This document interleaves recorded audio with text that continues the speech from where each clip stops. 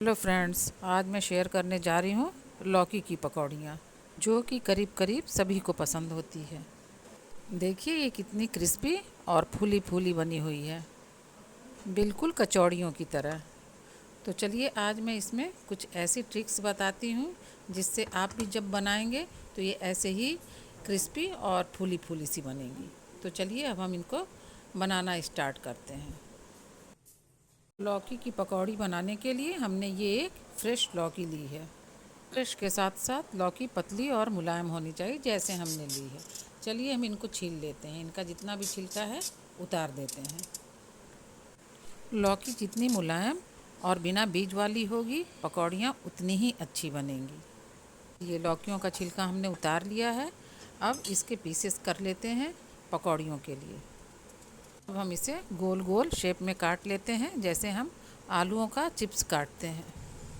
इसे ना ही मोटा रखेंगे ना ही पतला रखेंगे, जैसे आलूओं का चिप्स काटते हैं बिल्कुल उसी साइज़ में काट लेंगे।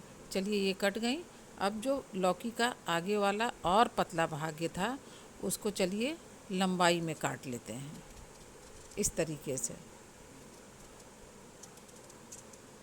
सारी लौकी को इसी तरीके से काट लूँगी, इसे भी लंबाई में काट लूँगी। अब चलिए लौकी तो कट गई, अब इसके आगे का प्रोसेस करते हैं। इसके लिए मैंने एक बर्तन में पानी को गर्म किया है और इसमें अब हम 1 चम्मच नमक डाल देंगे। और अब इस गर्म पानी में हमने जितनी भी लौकियां काटी हैं उनको डाल देंगे और डाल के इसे ढक देंगे और करीब करीब 15 मिनट के लिए इसको छोड़ देंगे। अब चलिए आगे का प्रोसेस करते हैं। पकौड़ी में डालने के लिए मसाला तैयार करते हैं। इसके लिए हमने ये लहसुन की कलियां ली हैं और ये लाल मिर्च, जीरा और काली मिर्च, इसको हम एक मिक्सी जार में डाल लेंगे और इसे दरदरा पीस लेंगे। तो चलिए हम इन्हें पीस लेते हैं, साथ में थोड़ा सा पानी भी डाल देंगे जिससे ये अच्छे से पिस जाए।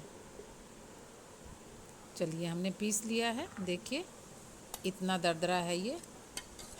ऐसे ही इसको रखना है, बहुत महीन नहीं करना है। चलिए इसको अब हम एक साइड में रख देते हैं और आगे का प्रोसेस करते हैं। इसके लिए मैंने एक बर्तन लिया है और इसमें पकौड़ियाँ बननी हैं तो बेसन लेना ही पड़ेगा, तो ये हमने बेसन लिया है। अब पकौड़ियाँ बनाने के लिए हम इस बेसन में कुछ मसाले ऐड करेंगे।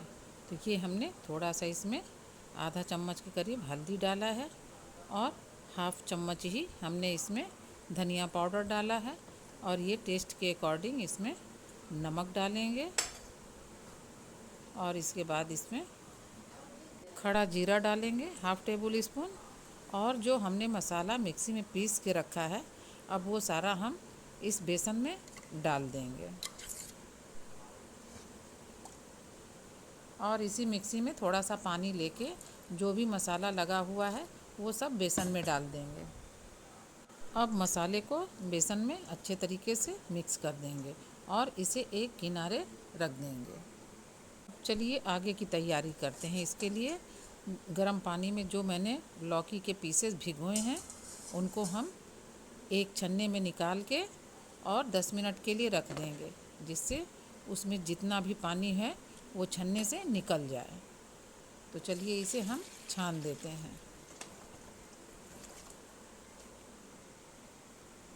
लौकी को हमने छान लिया है जिससे उसका पानी निकल जाए।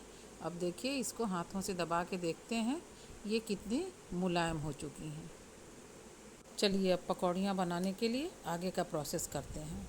इसके लिए जो हमने बेसन भिगो के रखा था उसमें हम 1 कटोरी के करीब चावल का आटा डाल देंगे और थोड़ा सा पानी डाल के इसे हाथों से अच्छे से मिक्स कर देंगे। अब चावल के आटे को मैंने बेसन में मिक्स कर दिया है। अब पकौड़ियाँ बनाने के लिए बेसन बिल्कुल तैयार है। इसे बहुत पतला नहीं करना है, देखिए जैसा आप देख रहे हैं वैसा ही रखिएगा। अब लौकियों के चिप्स उठा के हम बेसन में डालेंगे और हमने गैस पे पहले से ही तेल गरम कर रखा है। अब इसमें हम लौकियों को बेसन में लपेट के डालेंगे।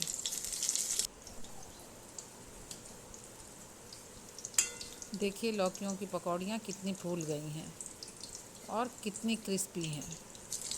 इन्हें मीडियम फ्लेम पे ही हमें बनाना है, जिससे लौकियाँ अंदर से पक जाएं और ये बहुत ही क्रिस्पी बने। चलिए अब पकौड़ियाँ बनके तैयार हैं। हम इन्हें एक एक करके इसी तरीके से निकाल लेंगे।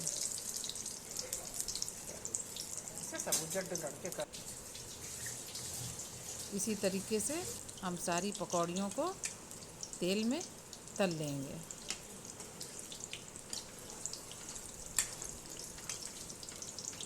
देखिए बिल्कुल ये कचौड़ियों की तरह फूल गई हैं।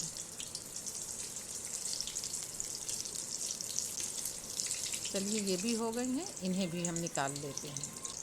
अगर आपको मेरी रेसिपी पसंद आई हो तो आप इसे लाइक करिए, शेयर करिए, कमेंट ज़रूर करिए और अगर आपने सब्सक्राइब नहीं किया है तो मेरे चैनल को सब्सक्राइब कर दीजिए। मैंने सारी पकौड़ियों को बना लिया है। अब ये टेस्टी पकौड़ियाँ खाने के लिए बिल्कुल तैयार हैं। आप इसे तीखी चटनी से खाइए या हल्की चटनी से खाइए, ये बहुत ही टेस्टी और क्रिस्पी लगेंगी। आप हमें कमेंट करके ज़रूर बताइए। अगली किसी ऐसी ही रेसिपी के साथ फिर मिलते हैं। Bye bye.